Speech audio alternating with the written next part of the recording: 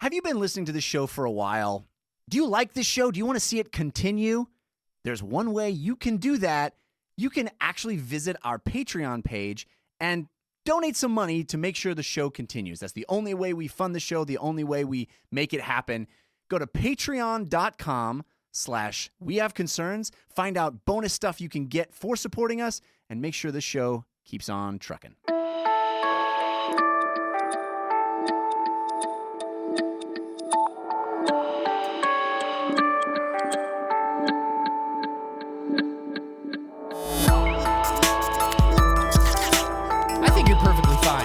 Other than the fact that you are boring and getting more boring. This is We Have Concerns.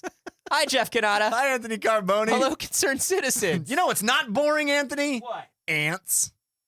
Ants. They're crazy. That's what true. What are they going to do next? Ants the Woody Allen movie? It's so good. With the Z? Yeah. Because you know it's wacky. It's That's how you know so it's wacky. I like how you call that a Woody Allen movie. Wasn't it a Woody Allen movie? He's in it, but it's not a Woody Allen movie. A Woody Allen movie is written and directed by him. Who's the star of that movie?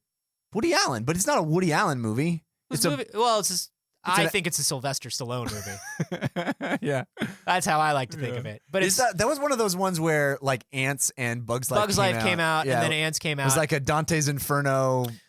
People forget that for the first 5 years of its existence, DreamWorks was basically just like doing direct-to-video knockoffs of Disney movies, but like on a large scale. Yeah, putting them actually out in theaters. Yeah. Anyway, this is our Ants fan cast.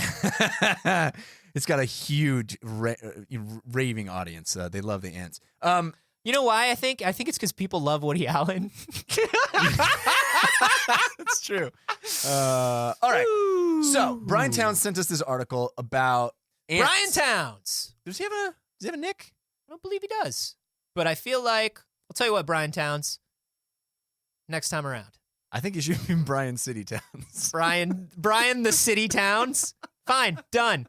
I like that. You got one from Jeff. Oh, I got one in. All right. You know how I'm sure you've seen this phenomenon before. I've never seen it in person. I would be amazed to see it. You're talking about the movie Phenomenon. Yeah, I've never seen that in person. I've only seen it through an intermediary. With John Travolta. People have related Phenomenon. It's a great movie. Yeah. Man, weird. Brent Spiner's in it too. Weird side note. Yeah. This is a story I shouldn't even waste our time telling, but you're gonna. When I was in college, yeah, I worked at a movie theater, and they had, you know how the movie theaters have those fucking enormous banners, like huge, that they put up on the wall? They're like we used to take those home, even though we had really tiny apartments. That's where I'm going with this. Oh, okay. I took the one home for, you guessed it, Phenomenon, and I put it up in my fucking dorm room in college, and it was just people were like, you're the Phenomenon guy, like you really love Phenomenon. John Travolta like with his arm out doing a Phenomenon gesture, and it was a gigantic, huge, the whole wall. Those things are like 10 feet long. It was the whole wall of Travolta. There was like always. What was I thinking? Well, I'll tell you what you were thinking, because I've been in that position where like a new poster day at a movie theater is a fucking bloodbath. Everybody tries to work on days when new posters come in. Yeah. When they do, they try to sneak into the manager's office or like find a reason to be up there. Yeah. And like put their initials or put their name or something on the new posters as they come in, so they can claim them. And if you don't do that, you have to take what's left over. Yeah. But you know, you call it a poster. It's not even a poster. No, it's like but the banner, fucking vinyl. We would do the same thing it's with like a tarp. Yeah, we would do the same thing with banners. We would do the same thing with stand-ups. You'd look at the back of like an 8-foot cardboard stand-up. I want that. Yeah. Why? Why do you want? Speaking of Travolta, I think there was like a Travolta Nick Cage face-off stand-up. Nice. And I like ran when I saw it, when I got in that day. I like ran as fast as I could, and there was like a name on it already, and then that name was crossed off, and somebody put their name, and then it was crossed off again. Classic face-off move. I was like, this is John Woo as hell. All right, so that doesn't have anything so anyway, to do with welcome to our Phenomenon fan cast. The phenomenon I'm talking about actually is, which I would love to see in person, is when there's a flood or something, and all the ants form like an ant island to survive. And they're just like swarming. Oh yeah, or they'll make bridges to get back to the nest if they find a food source, or like a tower of some kind that like, and it's entirely made of ants. There's nothing under it. It's just it's an a ant nightmare. construction. You've never seen one in person? Have you? Yeah. Oh man, I guess that's a Florida thing. Yeah, in Florida we have like a lot of ant piles and like army. I'm serious, we just do. Yeah. There are a lot of ant piles. We got flying roaches down there. We got a lot of bullshit. I don't want to go. No, it's terrible. It's a terrible place. Yeah. But yeah, I've seen them before where they will make like a giant like pile or tower. Well, this is a story all about that. This is from the Verge, and there are a bunch of engineering professors at Georgia Tech who wanted to understand how ants do this. And They fucking pile on each other, man. yeah, but how? Like, why do they know to do that? How do they? Is it just a fucking chaos of every ant for himself? It can't be, because they're working together to survive. Yeah. Right. This is They're talking the methodology. Exactly. How they decide on structure and who goes where. Right. He's an engineering professor. This isn't a bug scientist. This is a guy who's like entomologist. I think the official term is bug Bug guy. dude. Yeah. He ain't one of them bug dude. So yeah, he wants to understand the underlying engineering principles that the ants seem to understand in order to do it. So what they did was they built a thing in their classroom. They had like a dish of water, and they dumped a shit ton of fire ants. You guys into can't see this, but when Jeff was looking for the word for dish, he kept trying to mime a cylinder, and he was definitely doing the masturbation thing for like a really long time. Well, like it was like an uncomfortably long time as he was looking for the word dish. Well, that's how I. It was like 8 or 9 seconds, and it was slow. It was slow. That's also how I prepare dinner. When I'm like setting the table, I'm like, honey, where's the she's like, I don't want to do that right now. No, we're gonna eat dinner on the You gotta find a new go-to is all I'm saying. So they have a dish. Yeah, a dish full of water with a pole in the center that gives sort of a central structure for the ants to create this ant tower. Mm-hmm. And they brought in a they just dump a bag of ants in the water. Goddamn ungodly amount of fire ants from Brazil. Whoa. Yeah, they got these fire ants from Brazil. I think there's another article that needs to be written about how the fuck they did that. Yeah, is that even cool? Like, how do you like? Is that okay? Is there like an underground fire ant Brazilian railroad? All I hear about in the media is like terrible scare tactic stories about invasive insect species. Right. Like, do we want to bring in Brazilian fire ants? I don't know. If you are a bug dude, a professional bug dude, yeah, let us know. A bug lady, whoever you are, however you identify. If you into bug and you know if that cool, yeah, please to tell. So here's what they did. They got these bugs, they put them in that dish thing, and then they slipped the ants radioactive tracers. I don't know if the thing that these Verge writers just like in their drinks, they just put the sentence in like I'm supposed to understand what the fuck that means. Yeah. What it is little Woody Allen and little Sylvester Stallone are at that ant bar that they go to when they're talking. They gotta get Aunt Bill Cosby to slip them. I heard that we're going to the big pole tomorrow, and I'm not comfortable with it. You don't want to go to the pool? I have a thing about water and large cylindrical structures. I'll tell you what you do. You get on my back, and I'll make sure you're all right. Hello, I'm an ant bartender and not a gigantic human finger. I'm here with your drinks that are not radioactive. All right, I want to drink this drink, and it tastes really kind of good. I know I have trust issues. I've talked to my therapist about it quite a bit, but I don't like the drink that bartender just brought us. I already drank it, and now my insides are glowing. How do you slip an ant or radioactive? Whatever. If bug people. Yeah, hit us up about all this stuff. Oh man, so many bug people emails I hope we get. Anyway, these radioactive tracers were used to X-ray the ants as they formed the ant tower, and they all died because you can't feed things radioactive things. So it says in here that the team would go outside where they had a nest of fire ants, mm-hmm. and they would use a bucket to they would pour water on the nest, and then they would use a bucket to collect the ants. And he says the trick is to use a bucket with a lid. They climb up your shoes and bite your legs. No shit. You're literally drowning them. That's fucked up. Why wouldn't they try to escape the bucket? They bring them from where they're drowning them indoors to where they're drowning them again. So is this done in Brazil? No. This is done in Georgia. So they brought Georgia Tech. Brazilian fire ants to Georgia Tech, Yeah. put them outside, let them build nests and I colonies, guess. drowned them, brought them inside while they were Some fucked up drowning, shit. and poured them into more water to see what the fuck they would do. Yeah, it's crazy. That's Anyway. a job for a 6-year-old boy. Yeah. That's Who you literally. don't want to live. And then I took a magnifying glass, and then I pointed at ant, and then Colin, you're swelling up quite a bit, buddy. I got bit. Yeah, I know. It looks like it. I'm PhD.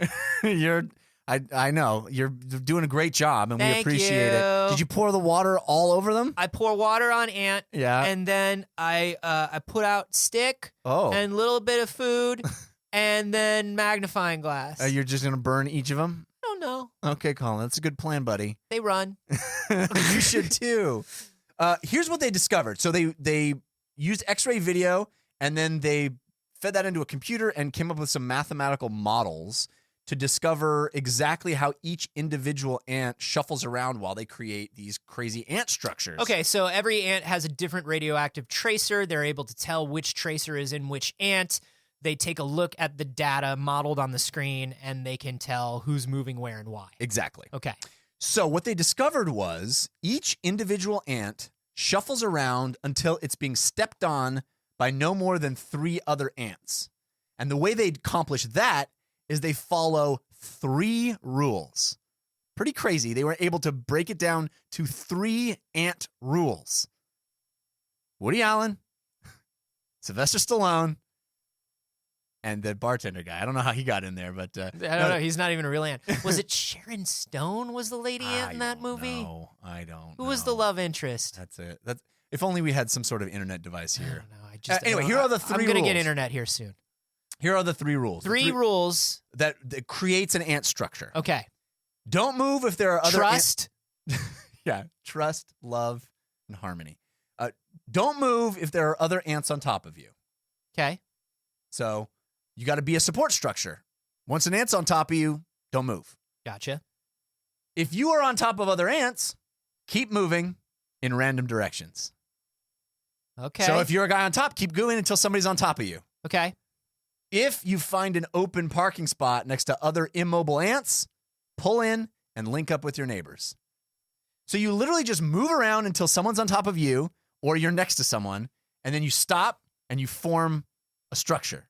And that's how they do it, That seems pretty simple. right? But how do they account for the different shapes that structures need? Like if they need a bridge versus a tower versus something else versus like a flat plane, does That's a it really just good question. does it just Maybe have to do with filling in the space? I think that's what we're meant to infer, is that they are working with what is in front of them, and moving around in random directions determines their possibilities and narrows it down. And so when you see it like form this sort of cone shape, that's what's happening, is that they're, it's like a pyramid. They're quickly stepping on each other's heads, and then everybody who's below them stops moving, and it just by natural progression forms the needed structure. The least amount of ants needed to do the connection and Right. get the other ants across.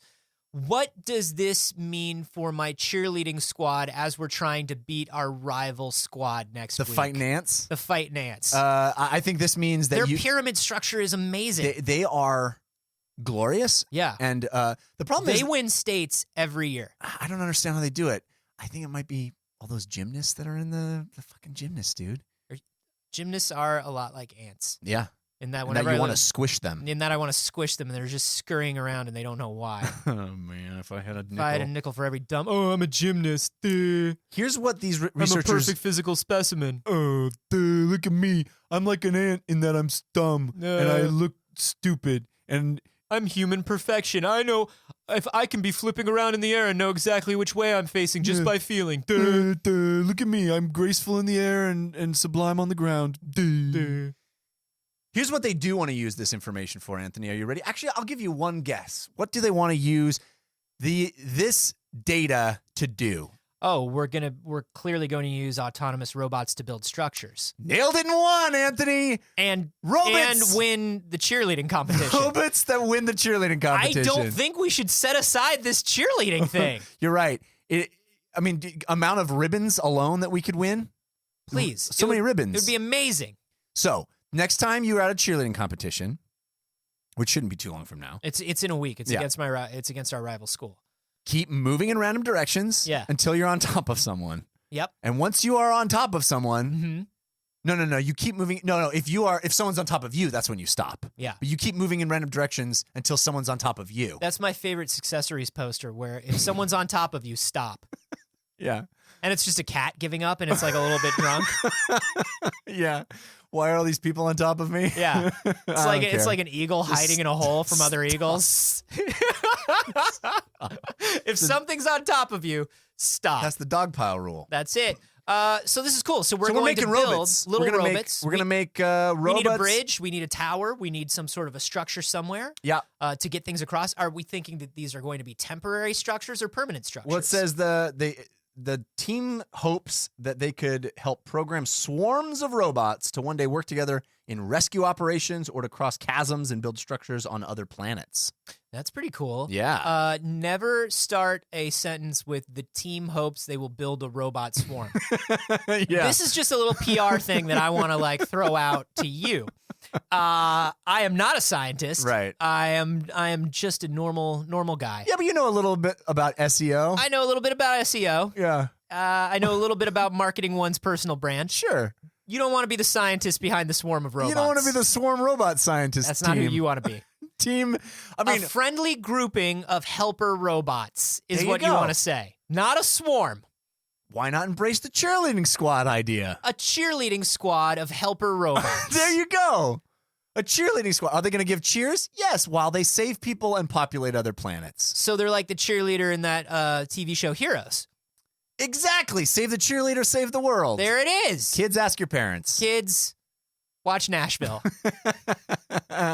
So it'll say, give me an A, give me an N, give me a T, or something like that. Or give me, Are they cheering for me? Yeah, it's going to be a while, though. That's great. Yeah, it's my last name, really. That's the problem. Is because I like, you can cheer for an Anthony, and they're just like, Anthony's kind of a common name, so I'd appreciate it if you'd like single me out if you're cheering for me. So I make everybody do the Carboni as well. It takes 15 to 20 It's a minutes to while. cheer for me. Yeah. Yeah. We've got spirit. Yes, we do. Sit down for a while when we get to Anthony's name. Yeah.